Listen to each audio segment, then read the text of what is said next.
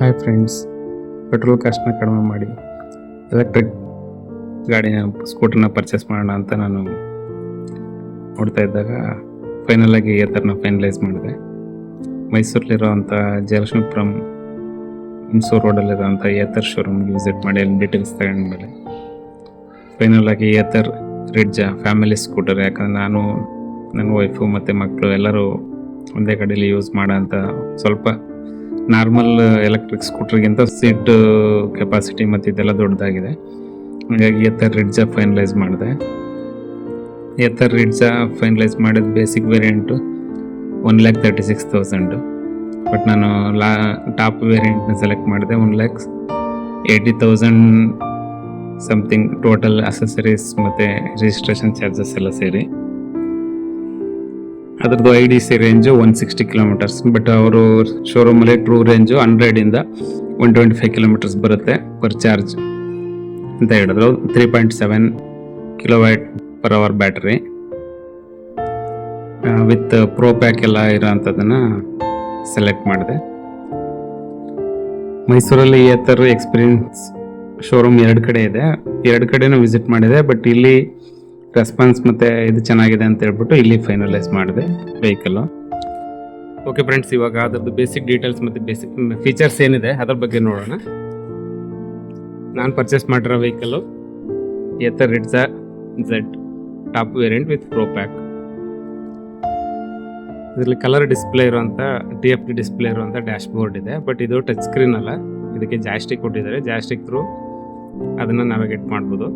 ಮತ್ತು ಇದರಲ್ಲಿ mobile connect ಮಾಡಿ ಮೊಬೈಲ್ದು ನೋಟಿಫಿಕೇಷನ್ ಕೂಡ ಡ್ಯಾಶ್ ಬೋರ್ಡಲ್ಲಿ ತೋರಿಸುತ್ತೆ. ಕಾಲ್ಸ್ ಅಥವಾ ವಾಟ್ಸಪ್ ಮೆಸೇಜಸ್ ಏನಾದ್ರು ನೋಟಿಫಿಕೇಷನ್ ಇದ್ದರೆ ಅದರಲ್ಲೇ ತೋರಿಸುತ್ತೆ.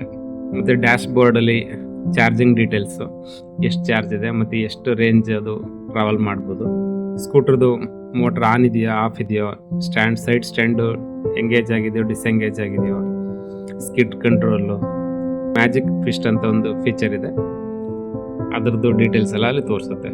ಮತ್ತು ರೈಡಿಂಗ್ ಮೋಡ್, ಸ್ಮಾರ್ಟ್ ಎಕೋ ಮತ್ತು ಜಿಪ್ ಮೋಡ್ ಅಂತ 2 ಮೋಡ್ ಇದೆ. ಆ 2 ಮೋಡಲ್ಲಿ ಯಾವ ಮೋಡಲ್ ರನ್ ಆಗ್ತಿದೆ ಅಂತ ತೋರಿಸುತ್ತೆ. ಮತ್ತು ಆ ಮೋಡಲ್ಲಿ ಏನು ಮೈಲೇಜ್ ಬರುತ್ತೆ, ಏನು ರೇಂಜ್ ಬರುತ್ತೆ ಅದನ್ನು ತೋರಿಸುತ್ತೆ. ಏತರ್ ರಿಡ್ಜಾದಲ್ಲಿ 2 ಬ್ಯಾಟ್ರಿ ವೇರಿಯಂಟ್ ಇದೆ. 2.9 kW ಮತ್ತು 3.7 kW. 2.9 kW total charging time 8 ಗಂಟೆ 30 ನಿಮಿಷ 100% ಚಾರ್ಜ್ ಆಗೋದಕ್ಕೆ.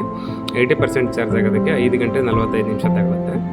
ಆದರೆ 3.7 kW ಬ್ಯಾಟ್ರಿನಲ್ಲಿ 100% ಚಾರ್ಜ್ ಆಗೋದಕ್ಕೆ 6 ಗಂಟೆ 10 ನಿಮಿಷ ತಗೊಳುತ್ತೆ. 80% ಚಾರ್ಜ್ ಆಗೋದಕ್ಕೆ 4 ಗಂಟೆ 30 ನಿಮಿಷ ತಗೊಳುತ್ತೆ. 3.7 Z ವೇರಿಯಂಟಲ್ಲಿ 700 ವ್ಯಾಟ್ಸ್ದು 2.9 kW 350 ವ್ಯಾಟ್ಸ್, ಹಂಗಾಗಿ ಅದು ಲಾಂಗ್ ಟೈಮ್ ತಗೊಳುತ್ತೆ ಚಾರ್ಜ್ ಆಗೋದಕ್ಕೆ. ಆದರೆ ಚಾರ್ಜರ್ 2ರಲ್ಲೂ ಯಾವುದರಲ್ಲೂ ವಾಟರ್ ಪ್ರೂಫ್ ಇಲ್ಲ, ಅದಕ್ಕೆ ನೀರು ಬೀಳ್ದಂಗೆ ನೋಡ್ಕೋಬೇಕು. ಇದರಲ್ಲಿ 34 ಲೀಟ್ರ್ ಬೂಟ್ ಸ್ಪೇಸ್ ಇದೆ. ಆರಾಮಾಗಿ 2 ಹೆಲ್ಮೆಟ್ನ ಇಡ್ಬೋದು. ಬೂಟ್ ಸ್ಪೇಸ್ ಒಳಗೆ ವೈರ್ಲೆಸ್ ಚಾರ್ಜಿಂಗ್ ಯೂನಿಟ್ ಕನೆಕ್ಟ್ ಮಾಡೋದಕ್ಕೆ ಅವಕಾಶ ಇದೆ. ಅದಕ್ಕೆ USB ಚಾರ್ಜರ್ ಕೂಡ ಕನೆಕ್ಟ್ ಮಾಡ್ಕೋಬೋದು. ಆದರೆ ಶೋರೂಮಲ್ಲಿ ಅವೈಲಬಲ್ ಇಲ್ಲ ಅಂತ ಹೇಳಿದ್ದಾರೆ, ಹಂಗಾಗಿ ನೆಕ್ಸ್ಟು ಸರ್ವಿಸ್ ಹೋದಾಗ ಅದನ್ನು.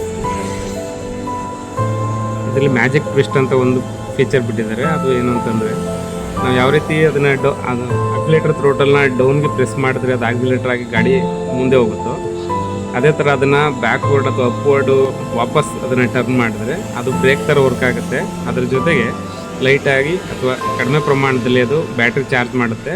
ಅದರ ಎಲೆಕ್ಟ್ರಿಸಿಟಿ ಉತ್ಪಾದನೆಯಾಗಿ ಅದು ಬ್ಯಾಟ್ರಿ ಚಾರ್ಜ್ ಮಾಡುತ್ತೆ ಅಂತ ಹೇಳ್ತಾರೆ ಅವರು. ಅದು ಎಷ್ಟು ಮಟ್ಟಿಗೆ ಯೂಸ್ ಆಗುತ್ತೋ ಗೊತ್ತಿಲ್ಲ. ಕಡಿಮೆ ಸ್ಪೀಡಲ್ಲಿದ್ದಾಗ ಬ್ರೇಕ್ ಯೂಸ್ ಮಾಡ್ದೇ ಅದರಲ್ಲೇ ಗಾಡಿನ ಕಂಟ್ರೋಲ್ ಮಾಡಿ ಓಡಿಸ್ಬೋದು.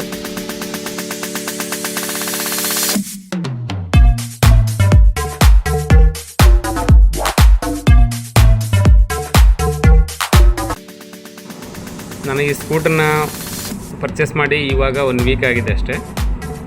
ಇದನ್ನು 1 ಮಂತ್ ಅಥವಾ 2 ಮಂತ್ಸ್ ಯೂಸ್ ಮಾಡಿದ್ಮೇಲೆ ಇದ್ರದ್ದು ಅಡ್ವಾಂಟೇಜಸ್ ಏನು, ಡಿಸ್ಅಡ್ವಾಂಟೇಜಸ್ ಏನು, ಅದ್ರ ಬಗ್ಗೆ ಡೀಟೇಲ್ ಆಗಿ ವಿಡಿಯೋ ಮಾಡಿ ಯೂಟ್ಯೂಬಲ್ಲಿ ಅಪ್ಲೋಡ್ ಮಾಡ್ತೀನಿ ಫ್ರೆಂಡ್. ನಿಮ್ಗೇನಾದರೂ ಕ್ವೆರೀಸ್, ಕ್ವಶನ್ಸ್ ಅಥವಾ ಏನಾದರೂ ಡೌಟ್ಸ್ ಇದ್ದರೆ ಕಮೆಂಟ್ ಬಾಕ್ಸಲ್ಲಿ ಕಮೆಂಟ್ ಮಾಡಿ. ನನಗೆ ಅದ್ರ ಬಗ್ಗೆ ಗೊತ್ತಿದ್ದರೆ ನಾನು ಅದಕ್ಕೆ ಆನ್ಸರ್ ಮಾಡ್ತೀನಿ. Thank you friends.